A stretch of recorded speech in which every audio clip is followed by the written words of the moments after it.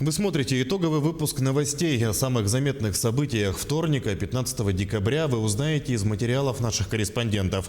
В студии Сергей Михедов. Здравствуйте. Коротко о главных темах. Незначительное снижение по новым случаям коронавируса отмечается в регионе. Подробнее об эпидобстановке в Ленском районе. Ориентир на фактическую видимость. Аэропорт Якутска, несмотря на туман, работает в штатном режиме. Между тем, минус 47 для коммунальных служб – это не повод прекращать работу. Расскажем о труде в суровых условиях. Мультимедийная доска на смену обычной. Еще одна школа в Якутии присоединилась к проекту «Цифровая образовательная среда». Якутский фильм «Черный снег» одержал победу на самом крупном российском кинофестивале. И особенное угощение на первый день рождения. Медвежонок «Алмаз» в якутском зоопарке Орто-Дайду отмечает 1 год.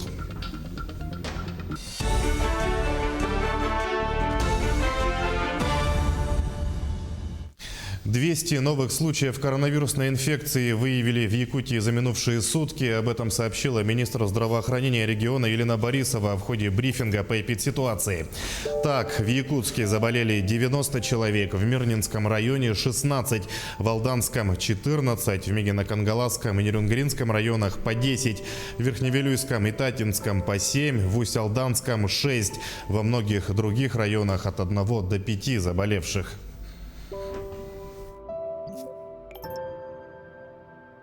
Мы получили 300 доз вакцины на прошлой неделе, в пятницу начали вакцинацию.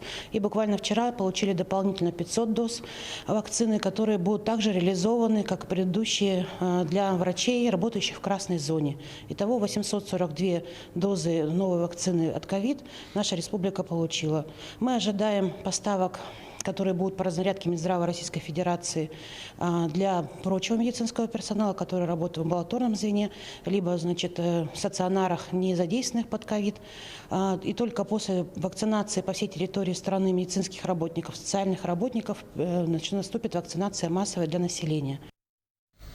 За неделю рост заболевших в Ленском районе снизился, а количество подтвержденных случаев незначительно уменьшилось.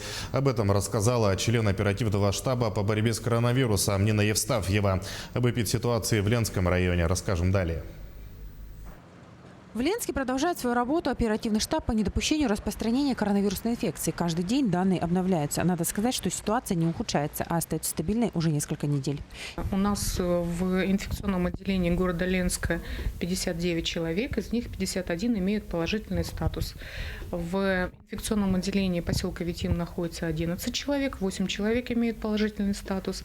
И амбулаторно проходит лечение 112 человек на территории Ленского района. То есть они переносят заболевания в легкой и средней степени тяжести. Стабильность ситуации отметили и в лаборатории клинической иммунологии и диагностики ВИЧ-инфекции, где сегодня проводятся исследования на выявление COVID-19. Буквально несколько месяцев назад ежедневно в лабораторию поступало около 150 биопроб, сегодня всего 40. По крови лаборанты определяют, заболел человек коронавирусом, перенес инфекцию или же находится в стадии разгара болезни. Результат пациента получает в течение дня. Например, человек утром сдал анализ, и после обеда он уже готов. И мы, врач, который, например, направлял, он уже получает результат буквально после обеда. Всего в лаборатории проводятся 2 вида тестов на выявление коронавирусной инфекции. В течение дня нам приносят кровь на иммуноферментный анализ. Он выполняется в течение дня, буквально 3-4 часа мы выдаем результаты. И также экспресс-тесты у нас есть, которые выполняются в течение 15-30 минут. Они проводятся для экстренных больных. Стационарам детской поликлиники, приемному покою еженедельно по запросу выдается определенное количество экспресс-тестов, что дает возможность выявить инфекцию на местах. Также экспресс-тесты уже поступили во врачебные амбулатории поселка Витим и Бичинчам. Светлана Болеева, Виталий Андреев, Ленск. Сегодня в Нерюнгринском районе энергетики оперативно восстановили электроснабжение. Ранее мы сообщали о том, что авария привела к отключению в 5 населенных пунктах. О последствиях происшествия Ирина Кичигина. В 9:27 в Нерюнгри и еще 4 поселках – Иенгра, Золотинка, Серебряный Бор и Беркакит – в квартирах и на улицах города погас свет. В некоторых домах произошла остановка подачи водоснабжения. Ударили еще большие морозы, то жители стали переживать, а не отключат ли отопление. Поэтому в соцсетях идет активное обсуждение, что будет дальше. Люди переживают, но тем не менее, по нашей информации, тепло будет и тепло никуда не денется. Нарушение электроснабжения произошло из-за повреждения линии электропередач. В результате технологического обрушения на первой цепи воздушной линии напряжения 110 киловольт произошло аварийное отключение второй секции шин на Нерюнгринской ГРЭС ДГК из-за неотключения линейного выключателя, от которого запитана часть города Нерюнгри, теплопункты и водонапорные скважины. В результате без света осталось более 4000 потребителей. Отключенная нагрузка составила 11,8 мегаватт. На сегодня без электроснабжения остаются потребители поселка Беркакит. Специалисты Нерюнгринского района электрических сетей филиала стараются предпринять все необходимые меры, чтобы восстановить подачу электричества. Бригада службы высоковольтных сетей уже приступила к обходу воздушной линии с целью выявления места повреждения. В 10:14 энергоснабжение было восстановлено частично в городе и поселках. В 11:45 во всех квартирах Нерюнгри загорелся свет и восстановлена подача водоснабжения. Ирина Кичигина, Сергей Козюра, Нерюнгри. Аэропорт Якутска, несмотря на туман, продолжает работу в штатном режиме. Накануне из-за плохой видимости, которая не позволила самолетам произвести посадку, 2 рейса были направлены в аэропорт Нерюнгри. При каких условиях самолетам взлетать и садиться запрещено, выяснял Юрий Осипов.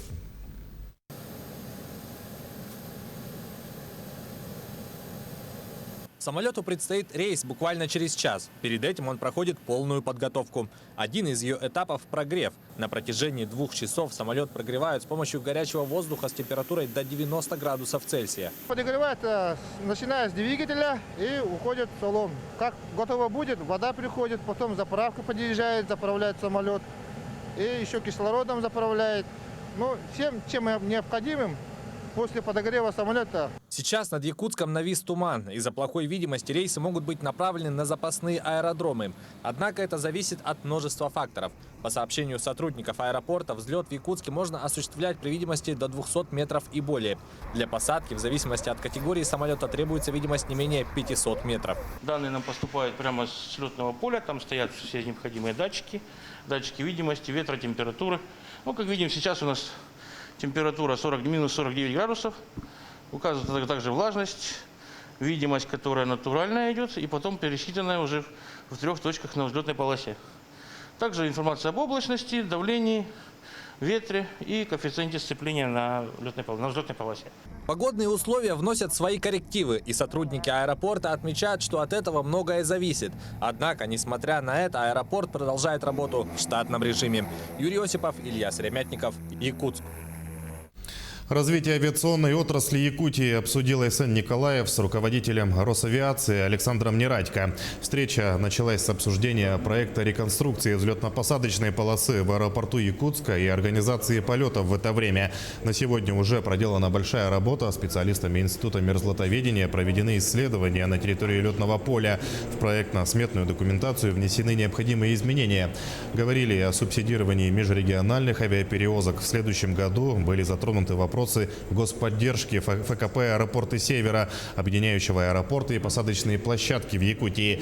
В частности, вопросы финансирования, эксплуатации и содержания аэропортов, доведения количества техники и оборудования до нормативных показателей. Сургутнефтегаз изменил условия проезда по ведомственным автодорогам. Нефтегазодобывающее управление «Талакан-нефть» сообщает, что индивидуальным предпринимателям и юридическим лицам Ленского района, осуществляющим перевозку груза коммерческого назначения, необходимо оформлять акт о разрешении движения транспорта. Акт оформляется в течение 3 рабочих дней после поступления денежных средств на расчетный счет компании «Сургутнефтегаз» в виде 100% предоплаты. Во избежание простоя машин на контрольно-пропускных пунктах необходимо заблаговременно планировать движение и производить оплату за проезд, говорится в официальном сообщении. Коммунальные службы и города продолжают работу, несмотря на сильные холода, пришедшие в столицу. Ежедневно почти полсотни автомобилей выезжают для вывоза мусора, и никакие морозы не могут этому помешать. О том, как люди и техника работают при минус 47, расскажет Александр Хавренко.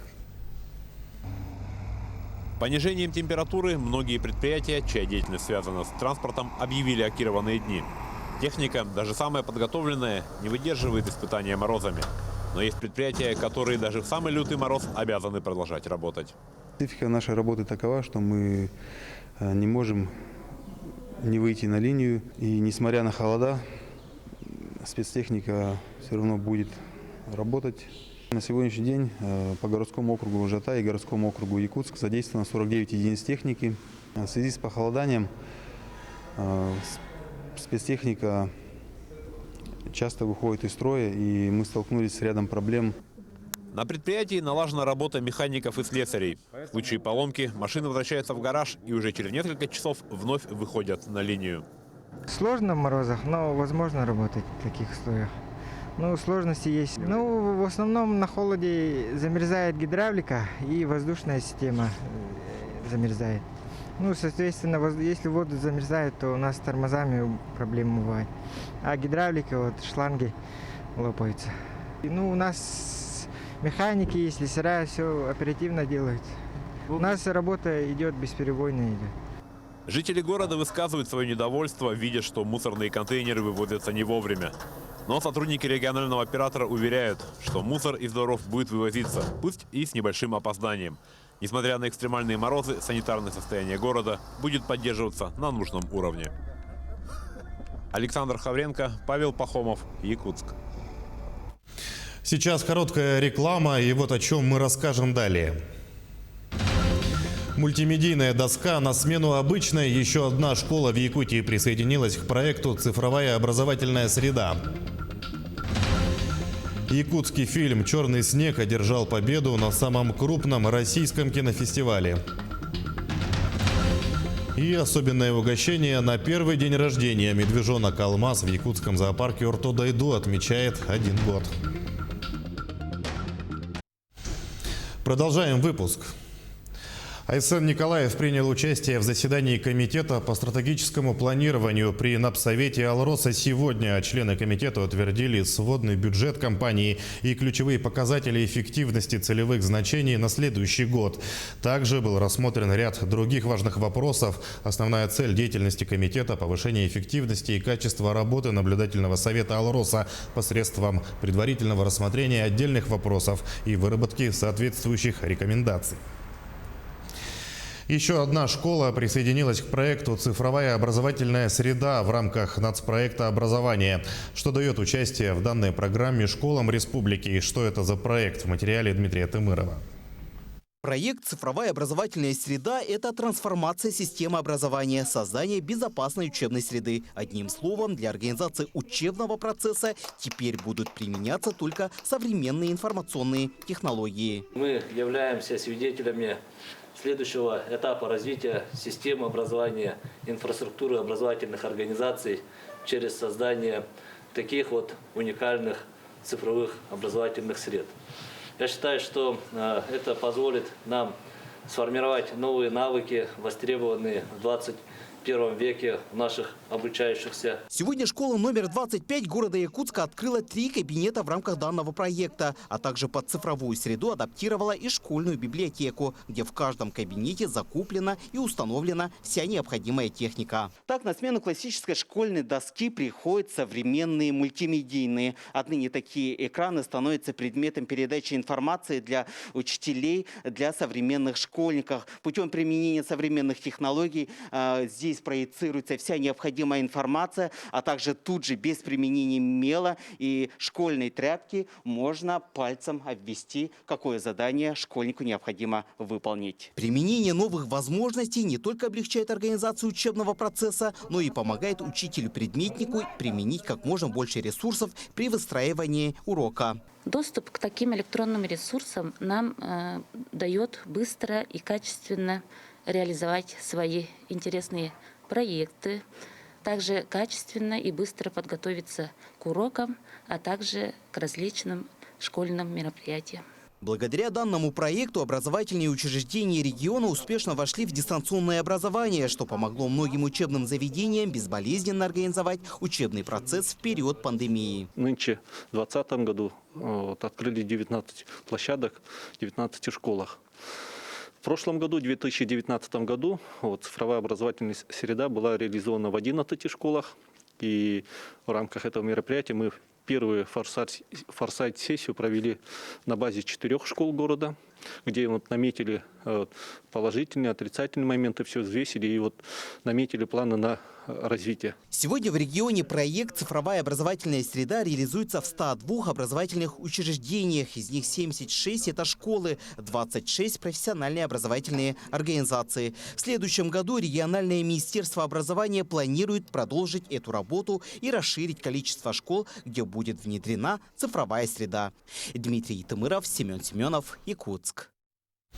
Проекты акселерационной программы Фонда развития инноваций Республики запустят сегодня, а трансляция в онлайн-режиме начнется в 21:00. Команды 4-го потока акселератора Б8 поделятся итогами 3 месяцев работы. Они представят сервис для контроля за приемом лекарств и поиска выгодных предложений на медуслуги. Также участники покажут платформу для проведения онлайн-занятий. Среди проектов есть мобильное приложение для тренировок и правильного питания, сервис быстрых доставок, развивающая мобильная игра и интерактивный виджет для стриминга.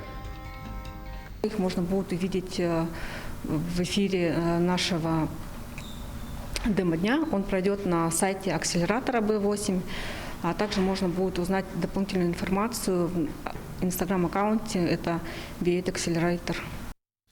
А в Википедии появится еще больше информации о Якутии. Это станет возможным благодаря визиту директора wikipedia.ru Владимира Медейко, который прибыл в столицу региона. Обсуждаются вопросы продвижения якутской культуры в интернет-пространстве, написания статей про известных якутян в международной энциклопедии, представление якутской науки в рамках творческого конкурса «Наши университеты» и другие вопросы. Тех, кто готов сделать вклад в продвижение своих населенных пунктов и районов, приглашает к участию в онлайн-мероприятии на платформе Zoom. Для того, чтобы стимулировать наполнение Википедии информацией о Якутии, о культуре, о географии, об экономике, обо всем на самых разных языках. В первую очередь, конечно, на русском, но также на английском, то есть чтобы о Якутии знали в мире больше и больше. А понятное дело, что очень многие люди, по крайней мере, наверное, даже большинство в мире, они первым, кто ищет, это в Википедии информацию. И, соответственно, чем больше у нас информации о Якутии будет в Википедии, тем больше республики будут знать во всем мире. В селе Хатыстыр Алданского района проходит декада Белецкого наслега. Программа торжеств обширна, несмотря на то, что празднование проходит в удаленном формате. Впрочем, хатыстырцы не огорчаются. Через видеоролики прикоснуться к великолепию эвенкийской культуры могут жители всех уголков Якутии. На празднике побывала и наш корреспондент Татьяна Вахнина.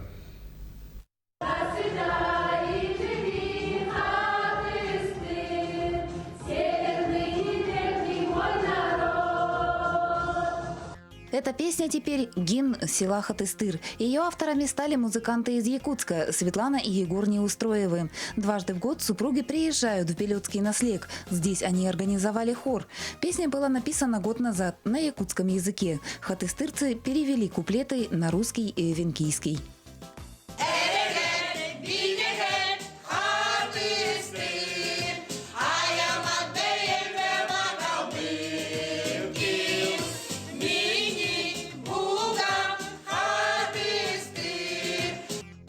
Роликом с исполнением гимна открылась декада Белецкого наслега. В этом году праздник посвящен 90-летию ученого тунгуса-маньчжуроведа Якутии Анны Мареевой и 75-летию Великой Победы.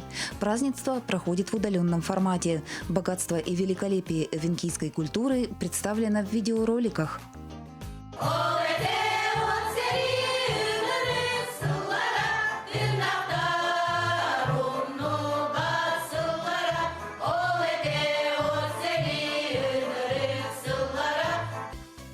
Тепло и сердечно с праздником Наслега земляков поздравили трудовые коллективы.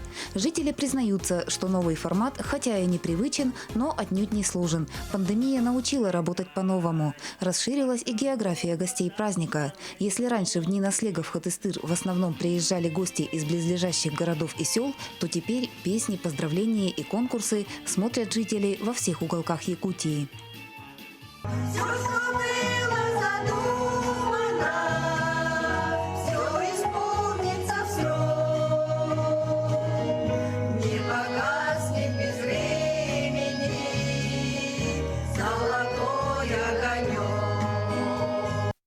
Программа Дней Белецкого наслега обширна и разнообразна. Жители села Хатыстыр и поселка Угаян прочтут нингакан на эвенкийском языке, продемонстрируют национальные костюмы, примут участие в семейном конкурсе и представят театрализованные сценки. А увенчает праздник присвоение звания «Почетный житель Белецкого наслега». Татьяна Вахнина, Алданский район, село Хатыстыр. Фильм «Черный снег» якутского режиссера Степана Бурнашова одержал победу на самом крупном российском кинофестивале «Окно в Европу». Картина получила не только главный приз конкурса игрового кино, но и приз гильдии продюсеров России. О «Черном снеге» и титуле Гран-при узнаем у Эсаны Бурнашовой. Обычно мы здесь встречаемся в августе, но в этот раз собрались в декабре. Распахнули окно в Европу уже в 28-й раз. В этом году кинофестиваль, конечно, прошел по-особенному. Участники в защитных масках, зал без зрителей, показы только онлайн. Но нюансы 2020 года не помешали членам жюри вынести свой вердикт. Из 70 представленных на конкурс фильмов анимационного, игрового и документального жанров они выбрали главную кинокартину. Главный приз получает фильм «Хара-Хар. Черный снег».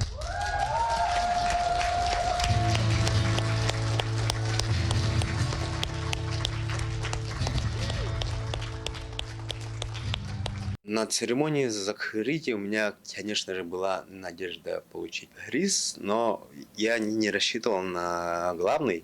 Было большое удивление, да. А потом еще второй раз вышел на сцену, получил премию гильдии продюсеров России. Из-за этого мы были очень рады. Главный герой фильма – дальнобойщик Гоша. Он возит товары в отдаленные районы Якутии. Вместе с этим промышляет и суррогатом. В погоне за большим рублем он забывает о совести. Но рок судьбы, своего рода расплата за плохие деяния, настигает нечистого на руку героя прямо на ледовой переправе. Фильм мы делали честно, мы трудились ради идеи. И особенно хочу похвалить Федота Львова, он вообще мастерски выполнил очень сложную роль. Я дал такую сложную задачу актеру, но актер это передал и делал как надо. Съемки фильма при минус 40. В локациях пейзажи сразу 3 улусов и окрестностей Якутска. Удивительно, но сценарий фильма Степан Бурнашов заложил еще в 2014 году. Для выхода киноленты понадобилось 6 лет. Режиссер отмечает, «Хара-Хар» основан на реальных событиях, поэтому каждый зритель после просмотра сможет вынести свою правду, прочувствовать хрупкость жизни и увидеть «Черный снег» Бурнашова можно уже через месяц. Выход на экраны якутских кинотеатров планируется 29 января следующего года. Айсена Бурнашова, Джур Березкин, Выборг, Москва. Первый день рождения белого медведя Алмаза празднуют в якутском зоопарке Орто-Дайду. Сотрудники зоопарка приготовили для именинника угощение. Торт с изображением снеговика и надписью «1 год» из ягод брусники. Его подали на снежном сугробе, вокруг которого разложили десяток рыб, оладьи, ягоды брусники и малины. Праздничным блюдом Алмаз угостил свою маму Колыману. Напомним, детеныш медведей Колымана и Ломоносова родился в декабре прошлого года. Коллектив зоопарка увидел его по камерам видеонаблюдения в берлоге, а имя Алмаз медвежонку выбрали в июне этого года.